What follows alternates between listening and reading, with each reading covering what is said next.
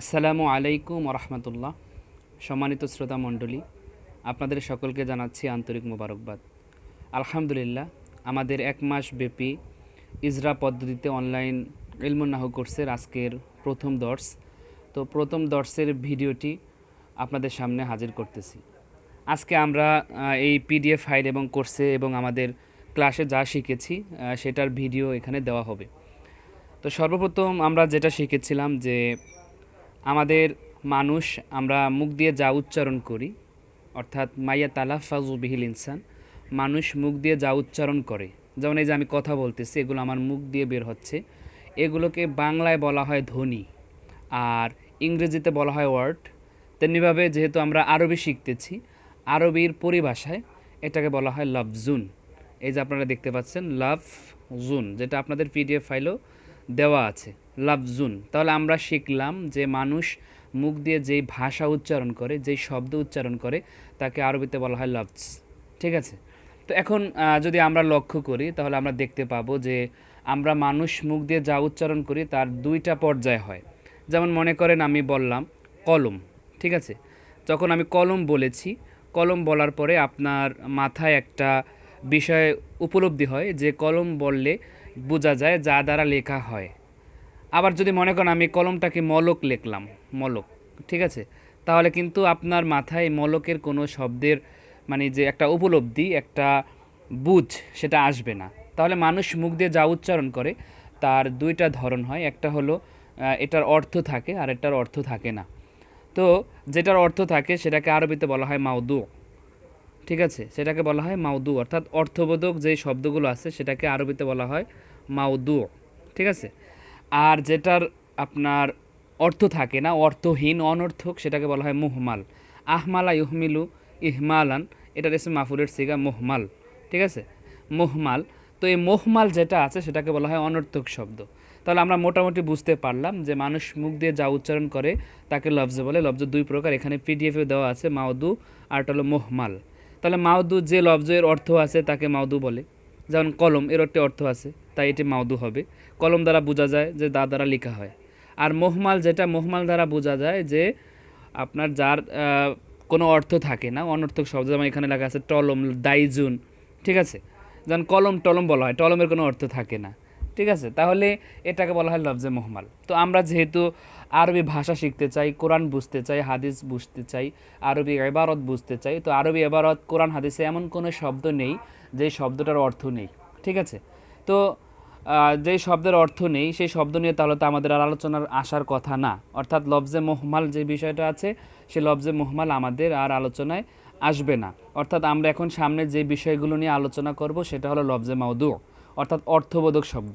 এই অর্থবোধক শব্দ নিয়ে যে আলোচনা, যে পর্যালোচনা, যে কিভাবে অর্থ করা যায়, কিভাবে অর্থ তোলা যায়, কিভাবে তারকিব করা যায়, এই বিষয়গুলি আপনি শিখবেন ইলমুন নাহুতে। এটাকে বলা হয় ইলমুন নাহু, ঠিক আছে?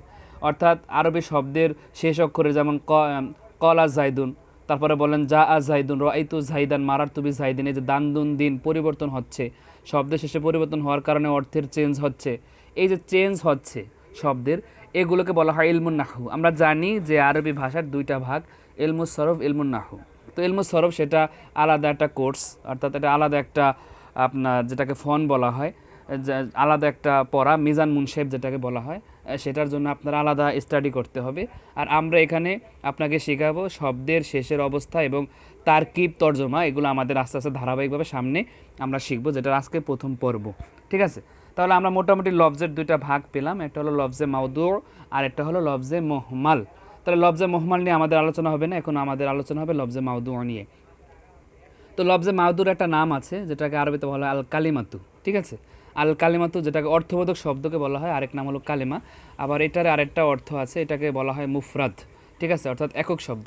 যেহেতু আমরা প্রাথমিকভাবে শিখবো, আমরা প্রাথমিকভাবে শিখতে গেলে আমাদের প্রথম একক শব্দ, অর্থাৎ একটি একটি করে শব্দ শিখতে হবে। তারপর আমরা পাশাপাশি দুইটা শব্দ রাখলে কি হয়, তিনটা শব্দ রাখলে কি হয়, এগুলো আমরা ধারাবাহিকভাবে আস্তে আস্তে শিখবো। তো প্রথমে আমাদের শিখতে হবে একটি শব্দ, অর্থাৎ মুফরাদ, ঠিক আছে? তাহলে এই যে লফজে মাউদুর এক নাম হলো কালেমা আর এক নাম মুফরাদ, অর্থাৎ তাহলে আমরা কালেমাকে বলতে পারি কাকে? লফজে মাউদুকে কালেমা বলা হয়, ঠিক আছে? কালেমার অপর নাম লফজে মাউদু, অর্থাৎ অর্থবোধক শব্দ। তাহলে আমরা স্বাভাবিকভাবে কালেমার পরিচয়টা এভাবে দিতে পারি যে অর্থবোধক একক শব্দকে কালেমা বলে, ঠিক আছে, তাহলে আমরা মোটামুটি কালেমার একটা প্রকার পেয়ে গেলাম, মানে কালেমার আমরা পরিচয় পেয়ে গেলাম। তো এখন আমরা ধারাবাহিকভাবে কালেমার ভিতর নিয়ে একটু কথা বলার প্রয়াস চালাবো।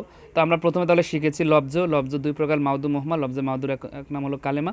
তো আমরা এখন যেহেতু আমাদের কোরআন শরীফে হাদিসে যা এবারত আছে সবগুলি কিন্তু লফজে মাউদু অর্থাৎ কালেমা।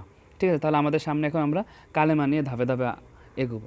তো এখন একটা জিনিস আপনারা লক্ষ্য করেন, এখানে তিনটা শব্দ দেওয়া আছে, জাইদুন, কলামুন, কিতাবুন, তারপরে মিন দেওয়া আছে, দরাবা দেওয়া আছে।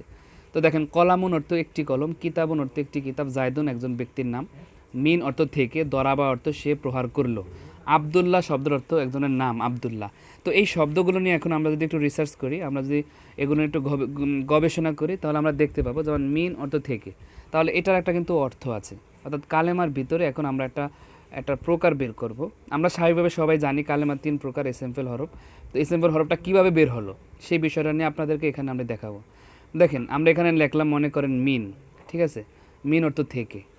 আর এখানে আমরা লিখলাম মনে করেন দরাবা অর্থ সে প্রহার করলো। আর একটা আমরা লিখলাম মনে করেন জাইদুন, ঠিক আছে, অর্থাৎ একজন ব্যক্তির নাম। তো এই তিনটা জিনিস নিয়ে আমরা এখন আপনাদেরকে একটা বিষয় শিখাবো। দেখেন, মিন অর্থ থেকে। যখন আমি থেকে বললাম, থেকে বললে কিন্তু মিন অর্থ থেকে এটা একটা নিজস্ব অর্থ আছে, এই জন্য এটাকে আমরা লফজে মাউদু বললাম। কিন্তু মিন থেকে এটা নিজের অর্থ কিন্তু নিজে প্রকাশ করতে পারে না। তো এটা কখন নিজের অর্থ প্রকাশ করবে? যেমন আমি বললাম মিন ঢাকা, মিন বাংলাদেশ, বাংলাদেশ থেকে, তখন এই বাংলাদেশের সাথে থেকে শব্দটা ব্যবহার হয়ে ইউজ হয়ে তখন এই থেকেটার একটা অর্থ এসেছে। এমনি স্বাভাবিকভাবে থেকে বললে কোনো অর্থই আসে না। মনে করেন ফি অর্থ মধ্যে, এখন ফি অর্থ মধ্যে কিসের মধ্যে? যখন আমি বলি ফিল কিতাব, কিতাবের মধ্যে, ফিল কলাম, কলমের মধ্যে, তখন কিন্তু ফির একটা পরিপূর্ণ অর্থ আসে। অর্থাৎ এই কালেমার একটা ভাগ আমরা পেলাম যে নিজের অর্থ নিজে বুঝাবে না, কিন্তু অন্যের সাথে মিলে নিজের অর্থ প্রকাশ করবে। ঠিক আছে, একটা পার্ট আমরা পেলাম। তো আরেকটা পার্টে দেখেন, এখানে আমরা দরাবা এবং জায়দুন রেখেছি। দরাবা অর্থ সে প্রহার করলো, জায়দুন একজন ব্যক্তির নাম। তো দরাবা সে প্রহার করলো, সে নিজের অর্থ নিজে বোঝায়। জায়দুন একজন ব্যক্তির নাম, সেও নিজের অর্থ নিজে বোঝায়। তো এখানে আমরা একটা পার্ট যেটা রেখেছি যে নিজের অর্থ নিজে বুঝাবে না, কিন্তু অন্যের সাথে মিলে নিজের অর্থ বুঝাবে। এই যে পার্টটা, যেটা আমরা আল কালেমার ভিতরে যে প্রথম পার্টটা পেলাম, যে নিজের অর্থ নিজে বুঝাবে না কিন্তু অন্যের সাথে মিলে নিজের অর্থ বুঝাবে, সেটার নাম হলো হরফ। সেটার নাম কি?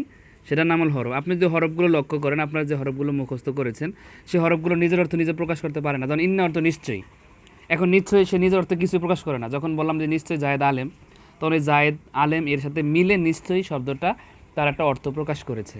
ঠিক আছে, তো তারপরে এখন হরফ আমরা পেলাম, অর্থাৎ কালেমা নিজের অর্থ নিজে বোঝাবে কিন্তু অন্যের সাথে মিলে, অর্থাৎ অন্যের সাথে মিলে নিজের অর্থ প্রকাশ করলে সেটাকে আমরা হরফ বলবো। আর যে দুইটা প্রকার আমরা দেখেন লেখলাম, যেটা দরাবা, আর লেখলাম আমরা কি জাইদুন। তো এখানে যদি আমরা একটা জিনিস লক্ষ্য করি যে দুইটাই নিজের অর্থ নিজে বোঝায়, কিন্তু দরাবা অর্থ সে প্রহার করলো, এই যে করলো এটার ভিতরে একটা জামানা চলে আসে, একটা কাল, যেটাকে বলা হয় কাল। আরবিতে বলা হয় যেটাকে জামান অর্থাৎ কাল। আমরা জানি বাংলায় কাল তিন প্রকার, অতীতকাল, বর্তমানকাল, ভবিষ্যৎকাল, এগুলোকে বলা হয় কাল। তো এই দরাবা অর্থ সে প্রহার করলো, একটা অতীতকালের অর্থ চলে আসে। ইয়াদ্রিব অর্থ সে প্রহার করে বা করবে, একটা বর্তমান এবং ভবিষ্যৎকালের অর্থ চলে আসে। ইদ্রিব তুমি প্রহার করো, এটার ভিতরে একটা ভবিষ্যৎকালের অর্থ চলে আসে। কিন্তু জায়দুন নিজের অর্থ নিজে বুঝিয়েছে, কিন্তু এটার ভিতরে কোনো কাল নেই। আমি যদি জায়দুন বলি, এটার ভিতরে কিন্তু কোনো কাল থাকে না। কাল জায়েদ, এটা অতীতকাল না, বর্তমান, ভবিষ্যৎ কিছুই না। তাহলে আমরা একটা ভাগ পেলাম যে নিজের অর্থ নিজে বুঝাবে না, অন্যের সাথে মিলে নিজের অর্থ বুঝাবে। আর এখানে একটা ভাগ পেলাম যে নিজের অর্থ নিজে বুঝাবে, কিন্তু এর ভিতরে আবার দুইটা ভাগ, একটা হলো কালের সাথে মিল রাখবে, আর একটা কালের সাথে মিল রাখবে না। যদি কালের সাথে মিল রেখে নিজের অর্থ বোঝায় সেটা হলো ফেল, আর কালের সাথে না মিলে যদি নিজের অর্থ বোঝায় সেটা হলো এসে। তাহলে আমরা মোটামুটি এখানে তিনটা ভাগ কিন্তু পেয়ে গেছি, যে কালেমা হয়তো নিজের অর্থ নিজে বোঝাবে, অথবা নিজের অর্থ নিজে বোঝাবে না, অন্যের সাথে মিলে নিজের অর্থ বোঝাবে। যদি নিজের অর্থ নিজে না বুঝিয়ে অন্যের সাথে মিলে নিজের অর্থ বোঝায়, সেটাকে বলা হবে হরফ। আর নিজের অর্থ নিজে বুঝাবে কিন্তু কালের সাথে মিল রাখবে, সেটা হবে ফেল। আর নিজের অর্থ নিজে এটা হবে ফেল। আর নিজের অর্থ নিজে বোঝাবে কিন্তু কালের সাথে কোনো মিল রাখবে না, সেটাকে আমরা বলবো এসএম।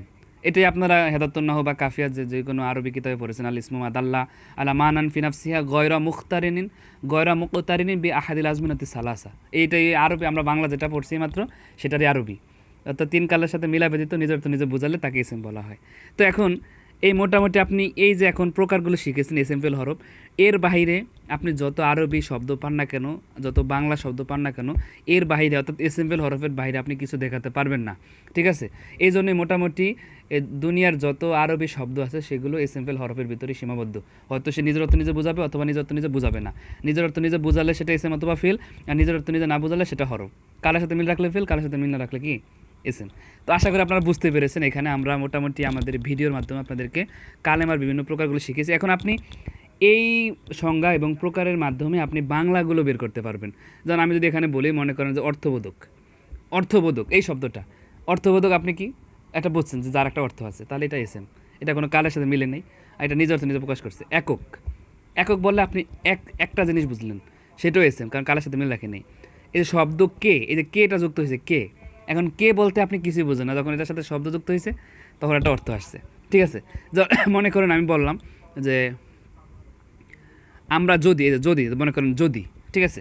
এখন বাংলায় যদি, এটা এখন দেখেন যদি একটা অর্থ আছে, কিন্তু যখন আমরা যদি কালেমা বলি, এই শব্দটা যখন বলি তখন একটা যদির অর্থ আসে, অর্থাৎ অন্যের সাথে মিলে, তাহলে আমরা যদিটাকে আরবিতে হরফ বলবো। তো এইভাবে আপনি বাংলা দিয়ে বের করে তো আর লাভ নেই। ইনশাল্লাহ আমরা আমাদের সামনের ভিডিওতে আপনাদেরকে এসএমের আলামতগুলো আরবিতে কীভাবে বের করতে হয় সেটা শেখাবো, ফেলটা কীভাবে বের করতে হয় সেটা শেখাবো। আর হরফগুলো তো আমরা মুখস্থ করেছি, বা সামনে আরও হরফ মুখস্থ করব, তাহলে হরফগুলো ক্লিয়ার হবে। আমরা আলামতের মাধ্যমে আরবি থেকে এসএম ফেল বের করতে পারবো। আর মোটামুটি আমরা এই ভিডিওতে লফজ কাকে বলে, লফজ কত প্রকার কী কী, কালেমা কাকে বলে, কালেমা কত প্রকার কী কী, উদাহরণসহ আমরা পরিচয়গুলো জানতে পেরেছি। তারপরে যদি আপনাদের কোনো অস্পষ্টতা থাকে অবশ্যই আমাকে প্রশ্ন করবেন, ঠিক আছে? আসসালামু আলাইকুম রহমতুল্লাহ।